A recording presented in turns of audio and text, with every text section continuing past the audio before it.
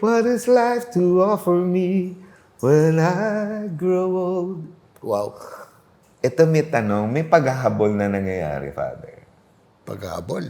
Kasi sabi niya, What will I'm life... in my late years in my life. Uh-huh. Paano ako babawi at humabol sa relationship ko kay God? Oh. Kasi di ba pag nandun ka na sa point na yun, suddenly, may iisip mo ulit yung na, oh my God, what will happen after I die? Yun ang tanong. So, maikli na lang ang panahon. Ah, Yeah. Yun ang tama yan eh. Kasi, when I ask a person, ilang taon ka na? 30 years old po. So, kung ako 73, you think you wish also to become 75 like me. Di ba? So, you have 45 years, di ba? Do you know that if I like to be 75, I have only 2 years? Ang laki yata ng, yung desire mo is 45. Ang laki ng parang pwedeng marami Span. pa. Ako, maikli na. Kaya ba sabi pahabol. Kunyari, I wish at 75, I would be closer to God. Ikaw may 45 years ka pa, kaya hindi mo iniisip. Oo nga. Napapaisip tuloy yung mga 73 kamukha ko. Tama. At salamat sa Diyos, umabot pa ako ng 73. What about ikaw kung 30 ka? Palanggang 32 ka lang. Hindi mo alam, no? Hanggang 32 Diba? ka lang pala. Ba't mo ilalagay to be closer to God, hahabulin ko? Hindi ka man kailangan habulin, matagal pa eh. Ay, yung tanong, hindi lang sa aming matanda na maghahabol. Di ba? Wala kang hinahabol. Wala kang hinahabol. Okay. Ang Diyos ang naghahanap sa'yo. Gagawa ng paraan. Hindi lang. Hindi lang. Pansinin mo ang Diyos ngayon pa lang. The now, no? Kahit 30 anyos ka, pansinin mo na ang Diyos. Kasi kung ikaw maghahabol, di mo siya kilala. Paano mo siya hahabulin? Pero kung magpapakilala siya, tuwi na yan, ginagawa niyan, pansinin mo ang Panginoon. Huwag kang maghabol, pero stop. Parang bumabawi siya, no? Hindi, stop. In your lifetime, in your life rather, Stop.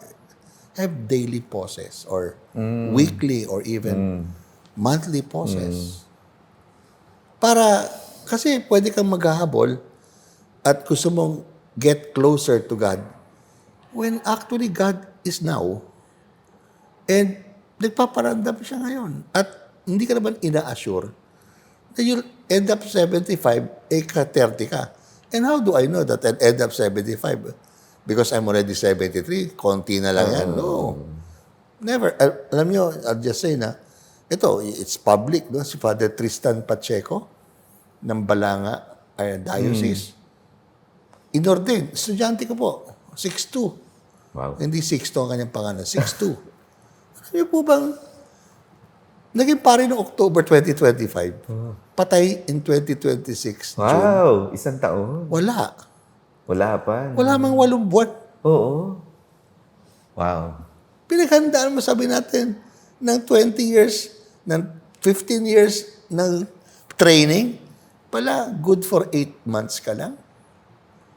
So, I'm saying is that, sabi ko, huwag ka maghabol sa Diyos. Learn to pause kasi andyan na siya.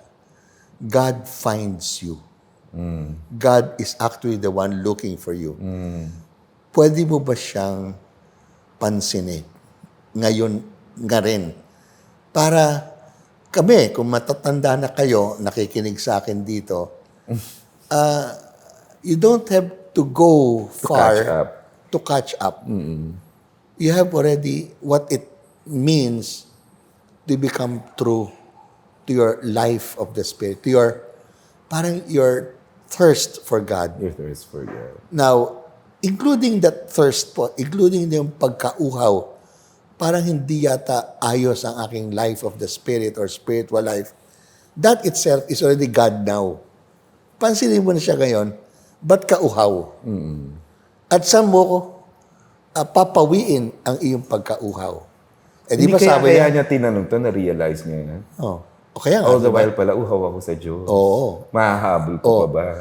Sabi niya, come to me, all you Oo nga, all of you who are thirsty. tired. No, all you are thirsty. Chapter 7 ni John. I will give you drink. I'll give you, you will not thirst. Okay? So, when it comes to growing in the life of the Spirit, Life of the Spirit. you don't need to wait for the future. Or if you are already old now, you should not be afraid of the past. Okay. But rather, live the life of now because God is the now. And deal and wrestle with God today, including with your faults of the past. And above all, bakit? Ang spiritual life ba has grades? Has parang, May makeup exam. oo, di ba? Hindi eh. May checklist. Love is without measure. Eh. Oo nga. And you don't need to have a long time to love. No? Love is live it to the full. What if the context of this question, I'm assuming, because ngayon lang siya may time to pause, doon niya na-realize. Nice. Di ba? Pwede din eh. Okay. Oh, lumaki na yung mga anak ko. Here I am. I can focus on... Well, one thing May is, time na siya. may oras siya. Malamang may resources din. Para sa akin po, create a corner where you pause. Ano yan eh? Little Prince. If there's this wolf, and you go to him every 3 o'clock in the afternoon, one day the wolf will be waiting for you. Nice. So if you put that wolf is a corner of your house where you probably have a lamp, an image, and probably even a Bible or a spiritual book, spend just 15 minutes a day. You will grow in the Spirit. Pick up a life of a saint. Pick up a gospel. Pick up something like, a devotion. 3 o'clock habit. That's a pause. Give it a pause. And when you have this pause, hindi mo na kailangan habulin ng Diyos. Naabutan ka ng Diyos. Siya kasi naghahabol eh. Siya naghahanap eh. God wants to find you eh. So, nagbigay ka ng pagkakataon sa Diyos, maging bukas loob. Buksan mo ang iyong kalooban sa Diyos. And do not be afraid of what is nasa loob. Kasi sabi mo nga, matanda ka na, parang ang buhay mo, panlabas lang. Oo nga. Palabas. Or sa mga obligasyon lang.